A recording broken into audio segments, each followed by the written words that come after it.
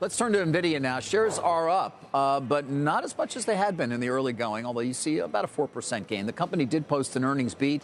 It had 73% growth in its data center sales. Of course, those are the key GPUs that are powering the AI revolution. Investors also focusing on the export restrictions to the company's for the company's China-bound chips. Jensen Huang discussed the impact last night on Mad Money. Nvidia's market share in China was about 95% 4 years ago. It's about 50% today because of the limitations on the products that we sell. $50 billion a year market today. It's growing just like AI is growing everywhere.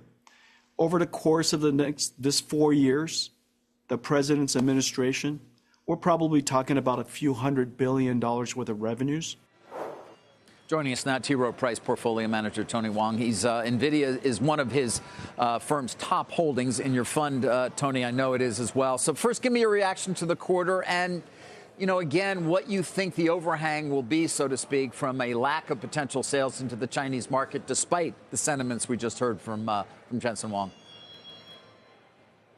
Yeah, well, I thought that, the quarter was definitely encouraging. One is that the ramp on the NVL72, the hardest product ramp, is improving. And then also demand is actually really strong and is actually probably accelerating. And so I think that's led by inferencing. You see multiple buildouts from different sovereigns. And so, I think that there are a lot of positive things. I think that Jensen is highlighting, a really valid point that to stay ahead in AI, you need to have that mind share of the world and everyone building on your platform ecosystem. It's not just about the chips, but also the software. And so there's a virtuous cycle in terms of R&D and scale that's required. And so to me, that's probably a really valid concern. And, the U.S. Has done well by, outcompeting, different countries in providing the best technology. And I think that is what matters going forward. Yeah, I mean, certainly it shows there seems to be no slowdown in spending, despite concerns about DeepSeek using or needing less compute, for example, and other things. I am curious, though, how you go about trying to value Nvidia and figure out whether you still want to own it at this level. Are you going out to 28 or 29? Are you still seeing the kind of growth, perhaps, that is reflected, at least in the current price, and being a fair price for that? Yeah, well, I think there's multiple ways. I mean, we are long-term shareholders. I think about it, take a step back. We are probably still early in the S-curve here, despite, revenues growing to, significant amounts. I think you're seeing new S-curves that kind of pop up with, the Middle East building out, autonomous driving, the shift from,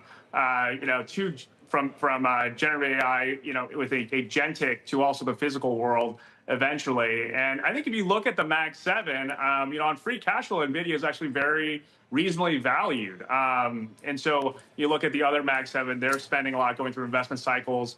And so while you see the stock price go up a lot, the earnings multiple is actually pretty reasonable. EV to sales looks expensive because they are just so profitable. And so I think the bear case is that, they're just, the margins are so high. Like, how can this be sustainable? I think the bull case that this is an ecosystem platform company and not just a chip company. So all the overhangs that we've seen on the stock, which sort of led it to march in place for a better part of the year, do you think they've overcome that? Whether it's the tariffs, the export controls, the DeepSeek and reduced spending appetite, the payoff, whether there's really an investment on all this CapEx spending, whatever the bear cases have been over the last year.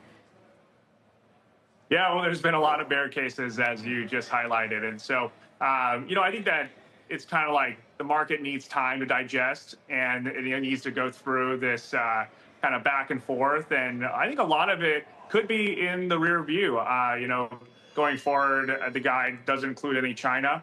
But could that come back if there is, a trade deal, perhaps? And then I think that, with DeepSeek, you haven't seen an abatement in demand yet. And my view was always that this is just like a normal part of tech cycles where costs come down and actually opens up the TAM because, the compute workload that would have taken you a year to do and millions of dollars, now you can do it in a month. So it makes it more valid and opens up new use cases. So to me, I think that, it's a long-term kind of curve that we're on probably with AI adoption, and we could still be early innings. Yeah, but the market will be still cyclical. I think that's the thing to remember is that, we're still in semis. The world is cyclical. Cycles are still cyclical. But if you take a long-term view, I think it's a little more clear. Okay. Tony, we're going to leave it there for today. Appreciate it. Thank you. Thanks.